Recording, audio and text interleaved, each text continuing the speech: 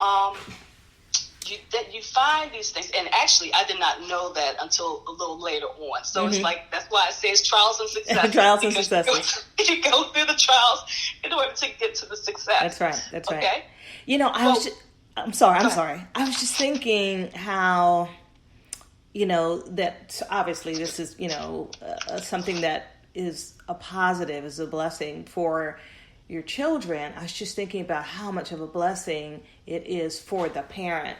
One of the things I was thinking about is, having enough patience to homeschool, right? Many parents will say, there is no way. I hear parents right now with what's going on with COVID, like, I am not the one, I can't love them, but I can't teach them. But so much of what you're saying, really helps with that. I mean, you're really taking a different approach. So when you're not sitting there for, in traditional homeschool, sort of school at home hours of we go through this subject and this subject and this subject, and you're having a dynamic approach to your child learning, because that's really what you're describing as extremely dynamic. You're using all of the senses, you're using all different parts of the brain, you're using even their bodies in their learning. How much more interesting that might be even for the parent than the traditional teaching, teaching style that we have become accustomed to. So I hear, as I'm listening to you, all kinds of activity and changing approaches, and something that really stays dynamic and interesting. Is that the way you found it? I have, and it might be different for your child, because some children need structure. Okay, some children relish in that stay-at-home method. That would be something that I think I was fine with that. I would be fine with the books and this is the lessons, the teaching and the quizzes and all that type of stuff. My sons are not like that. Okay, so. But the thing is that in the beginning, that's what I tried to do, because that's all I knew. That's right. Okay, and so I bought all these expensive curriculums or curricula, and just it got frustrating, and it was frustrating for them, and then I got frustrated. Sure. So I was like, well, why aren't you doing this? Why can't you get this? And then as I started to talk to moms, other homeschool moms, and it seemed like things just started falling into place. Yeah. Stephanie, how would you, so in the situation that you were in, you started homeschooling under sort of an umbrella of kind of direction. And so I imagine that connected you with other homeschool moms. What would you say to parents out there who want to homeschool? Sure, they can find, some approach, maybe even online and through their school system. How do they reach out? How do they find other homeschool moms? And dads. I don't want to leave them out. Dads, yes, there are homeschool dads too. That's right. What you can do, even before you reach out, it's very important for you to find out the laws in your jurisdiction, because every county in the United States has different homeschool laws and state. Okay, so you want to make sure that you stay in compliance. But also, since I've been homeschooling, there are so many different online communities. And in fact, just last week, I found a community just for African American parents. Okay, I had never heard of before. Right. And this is, these are mothers from all over the country that are coming together, and so look for, maybe online. If you don't like doing a lot of things online, maybe consult a local church. Okay, to find out.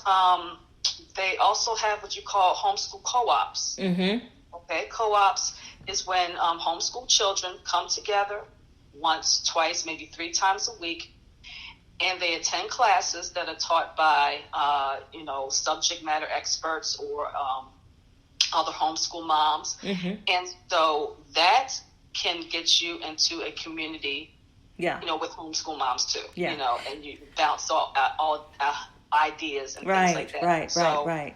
And not to do this in a silo, but to have a community of other parents who are doing the same thing. Absolutely. And it gives you strength.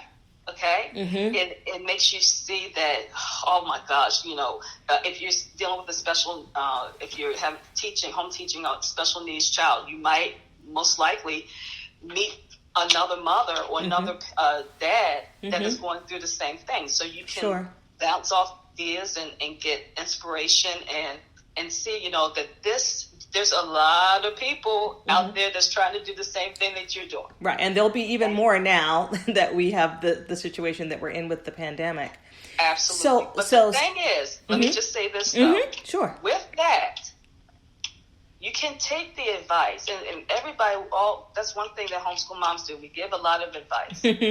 But you don't have to take it, because every homeschool is different, because every household is different. That's right. Okay? And every child is different. So what worked for someone else will not work for you. And that will be frustrating, because you're like, okay, why can't this work for her? Why can't it work for us?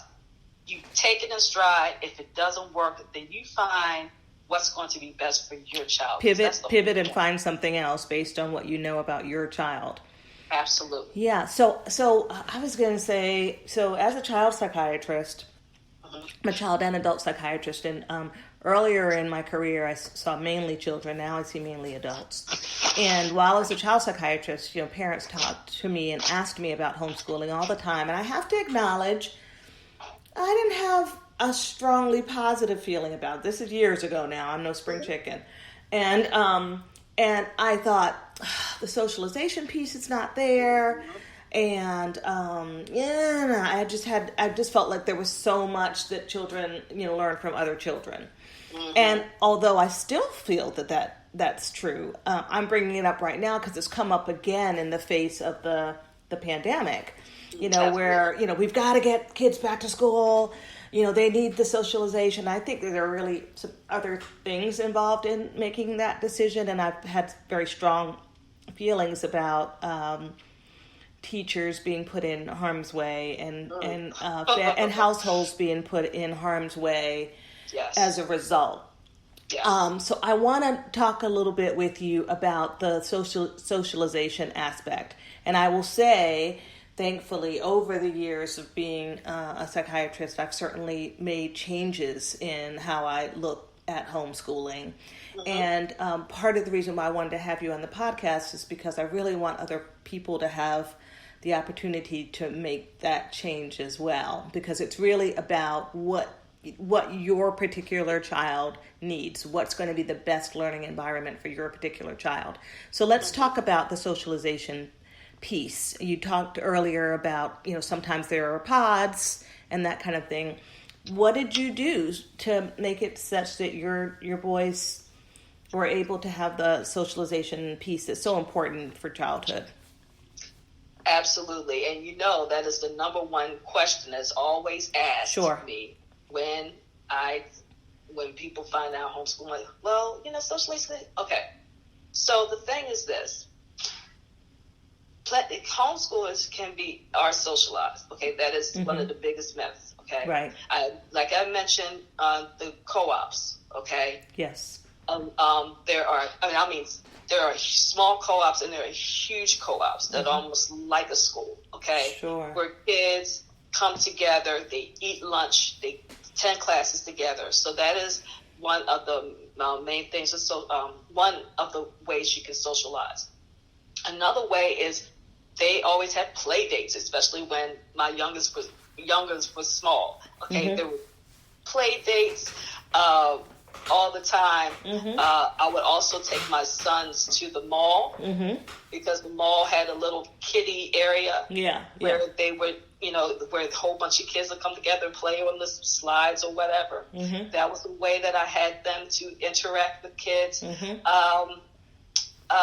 there are, you just have to use your imagination. Yeah, you have to be creative. Okay? Sure. You have to be creative. And and when you talk about socialization, it's not just socialization with other kids their age.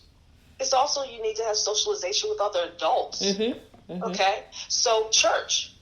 Sure. Every Sunday you went to church. Okay? Sure. So they were around kids that they, that they were around their age. They were around adults, family. Okay, so there are it's not just about, okay, you got to be playing with a whole bunch of kids your age, you know, because you also pick up some things that you don't want your children to That's right. There is a downside to that. There is a downside. Right.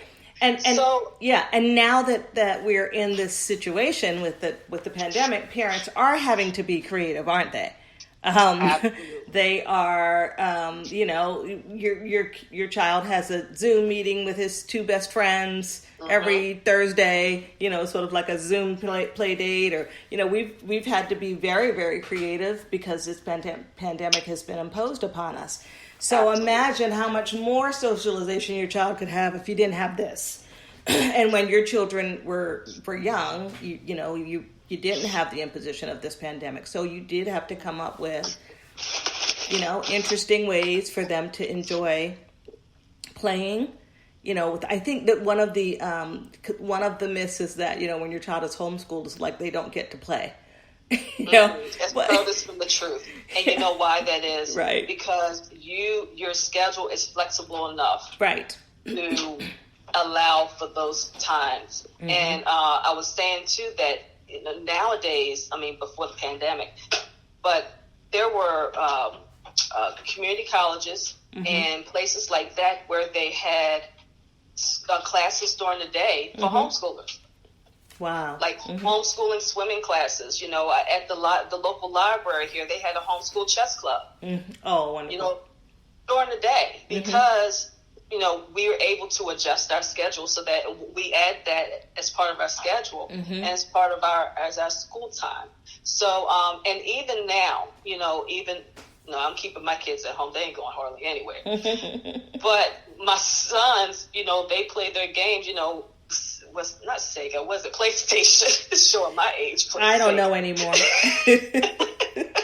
But, every day, my sons are playing with their cousins. They're talking on the phone while they're playing each other on the PlayStation. That's right. So you just have to you don't have to isolate. And the only way that really a homeschool. Yeah. I'm in agreement. I'm in agreement. So I have this for the last two questions. Sure. So now your son, your eldest son, is he's in high school, and I'm asking these questions based on the questions that I know that people tend to have. They've asked me over the years. So now college time is it's coming on board. It's coming. Number one, so do they take the SATs and ACTs? And then number two, do you feel like they will be ready academically and socially for college? Very, very good question. And the answer is yes to both. And this is the reason why. Regarding the SAT, the ACT, the CLT, yes, they are going to take them. And it's important for homeschool children to take them. And the reason why is because they can't really, their statistics, like, for instance, class rank. Okay, you can't they're always going to be number one. Right.